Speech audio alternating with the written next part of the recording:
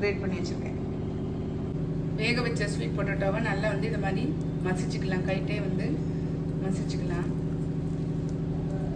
நல்லா மசிச்சிட்டேன் பாருங்கள். இப்போ இதில் வந்து 2 டேபிள் ஸ்பூன் அளவு அரிசி மாவு சேர்த்துடலாம்.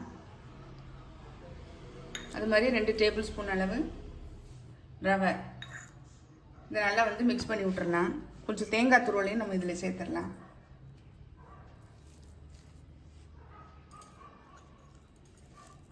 நல்லா வந்து மிக்ஸ் பண்ணி விட்டுறலாம். இது கூட நாட்டு சர்க்கரை இருக்குது பாருங்கள், அது ஒரு 2 டேபிள் ஸ்பூன் அளவு சேர்த்துக்கலாம். இது உங்களுடைய இனிப்பு சுவைக்கு தகுந்த மாதிரி கூட்டியோ குறைச்சோ சேர்த்துக்கோங்க. இது கூட நம்ம ஏலக்காய் தூளையும் சேர்த்துடலாம். சேர்த்துட்டு இது நல்லா பிசைஞ்சு விட்டுட்டு, அதாவது மிக்ஸ் பண்ணி விட்டுட்டு எவ்வளோ தண்ணி தேவைப்படுமோ நம்ம அது பிறகு விட்டுக்கலாம். ஏன்னா முதலையே தண்ணி விட்டுட்டோம்னா நமக்கு வந்து ரொம்ப தண்ணி ஆயிடும். அதனால் நல்லா ஒரு தடவை மிக்ஸ் பண்ணி விட்டுடலாம். ஏன்னா நம்ம கை சூட்லேயே வந்து இலக்கம் கொடுக்கும். இதுக்கப்புறம் வந்து கொஞ்சம் தண்ணி தெளிச்சிக்கலாம். இட்லி மாவு பதத்துக்கு நம்ம வரணும் நமக்கு. அதனால் கொஞ்சம் தண்ணி தெளித்து நல்லா மிக்ஸ் பண்ணி விட்டுருவோம். நல்லா மிக்ஸ் பண்ணி விட்டுட்டேன் பாருங்கள். இப்போ இதில் வந்து இந்த இனிப்பு சுவையை கூட்டி கொடுக்கறதுக்காக கொஞ்சோண்டு ஒரு பிஞ்ச் அளவு வந்து சால்ட்டு சேர்த்துக்கிறேன். நல்லா மிக்ஸ் பண்ணி விட்டுருக்கலாம். இப்போ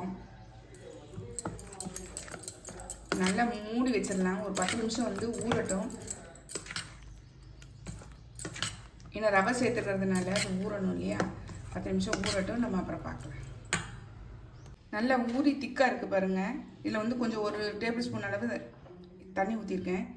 கொஞ்சம் இட்லி மாவு பதத்துக்கு இருக்கிற மாதிரி நல்லா கரைச்சிக்கலாம். இப்போ பேனில் ஊற்றி எடுத்துடலாம். அடுப்பில் தோசைக்கல் போட்டிருக்கேன், நல்லா சூடாக இருக்குது. நம்ம இப்போ வந்து இதை மாவு எடுத்து சின்னதாக வந்து ஊற்றிக்கலாம்.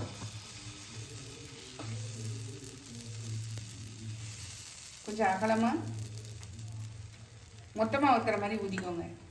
இது கூட வந்து நம்ம நட்ஸு மேலே தூவிக்கலாம்.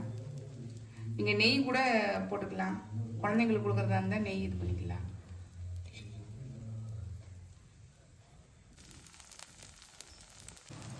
நல்லா வெந்துச்சு பாருங்க. நம்ம இதை வந்து திருப்பி போட்டுடலாம்.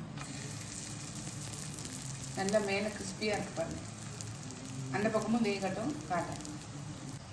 இப்போ பாருங்கள் நல்லா வெந்துச்சு. நம்ம இப்போ எடுத்துடலாம். பாருங்கள் நல்லா கிறிஸ்பியாக இருக்கு பாருங்கள். இதே மாதிரி மற்றதையும் ஊற்றிட்டு காட்டுறேன். நம்மளுடைய பேன் கேக் பாருங்கள் சூப்பராக ரெடி ஆகிடுச்சு. டேஸ்ட்டு செம்மையாக இருக்குங்க, சாஃப்டாக இருக்குது. கண்டிப்பாக ட்ரை பண்ணி பாருங்கள். ட்ரை பண்ணி பார்த்து கமெண்ட்டில் சொல்லுங்கள், லைக் பண்ணுங்கள், ஷேர் பண்ணுங்கள், சப்ஸ்கிரைப் பண்ணுங்கள். பக்கத்தில் உள்ள பெல் ஐக்கானை கிளிக் பண்ணுங்கள். நாளைக்கு வேறு ஒரு ரெசிபியில் உங்களை சந்திக்கிறேன். பை. தேங்க்யூ.